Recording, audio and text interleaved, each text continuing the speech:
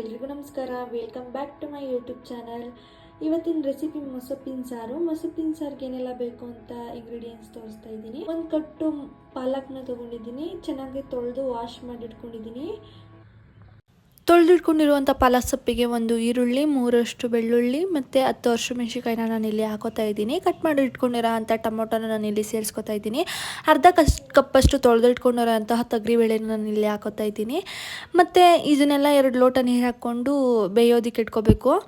ಬೇಯೋದಕ್ಕೆ ಇಟ್ಕೊಂಡಾದ್ಮೇಲೆ 2 ವಿಸಲ್ನ ಕೂಗಿಸ್ಕೊಂಡ್ರೆ ಸಾಕು, ಚೆನ್ನಾಗಿ ಬೆಂದಿರುತ್ತೆ ಇದೆಲ್ಲ.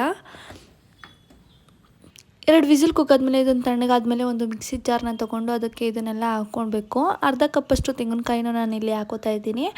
ಮತ್ತು ಮನೇಲೇ ಮಾಡಿಟ್ಕೊಂಡಿರೋ ಅಂಥ ಖಾರದ ಪುಡಿನೂ ನಾನು ಇಲ್ಲಿ ಹಾಕ್ಕೊಂಡಿದ್ದೀನಿ. ನೋಡ್ಕೊಂಡು ಹಾಕೊಳ್ಳಿ. ಆಗಲೇ ನಾವು 10 ಹಸಿಮೆಣಸಿನಕಾಯಿ ಹಾಕ್ಕೊಂಡಿದ್ದು, ನಾನು ಇಲ್ಲಿ ಒಂದೊಂದು ಸ್ಪೂನಷ್ಟು ಹಾಕ್ಕೊಂಡಿದ್ದೀನಿ ಅಷ್ಟೇ.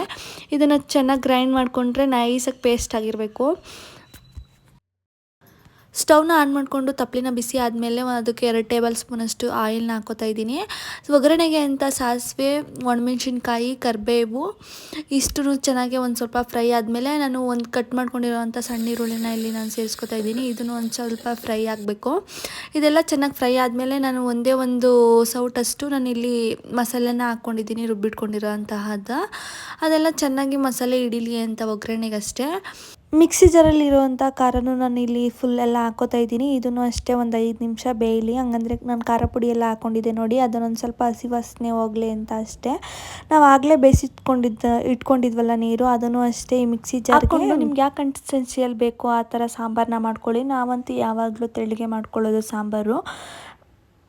ಗಟ್ಟಿ ಬೇಕಂದರೆ ಗಟ್ಟಿಗಾದರೂ ಮಾಡ್ಕೋಬೋದು, ತೆಳ್ಳಗೆ ಬೇಕಂದರೆ ತೆಳ್ಳಗಾದರೂ ಮಾಡ್ಕೋಬೋದು. ತುಂಬಾ ರುಚಿಯಾಗುತ್ತೆ ಸಾಂಬಾರು.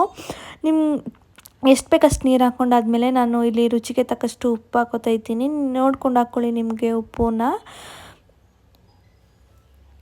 ಇದನ್ನು ಕುದಿಯೋದಕ್ಕೆ ಬಿಟ್ಬಿಟ್ಟು ಒಂದು 10 ನಿಮಿಷ ಕುದಿಸಿದ್ರೆ ಸಾಕು. ಈ ನೊರೆ ಅಂಶ ಎಲ್ಲ ಹೋಗಬೇಕು ಸಾಂಬಾರ್ದು. ಆ ನೊರೆ ಎಲ್ಲ ಹೋದ್ಮೇಲೆ ಈ ಥರ ಆಗಿರುತ್ತೆ ನೋಡಿ, ತುಂಬಾ ಟೇಸ್ಟಿಯಾಗಿರುತ್ತೆ ಸಾಂಬಾರಂತೂ. ಸ್ಟವ್ನ ಆಫ್ ಮಾಡಿಕೊಂಡ್ರೆ ಆಯಿತು. ನಿಮಗೇನಾದರೂ ಈ ವಿಡಿಯೋ ಯೂಸ್ಫುಲ್ ಅನಿಸಿದರೆ like and share, comment, subscribe to my YouTube channel. Thank you for watching. Bye.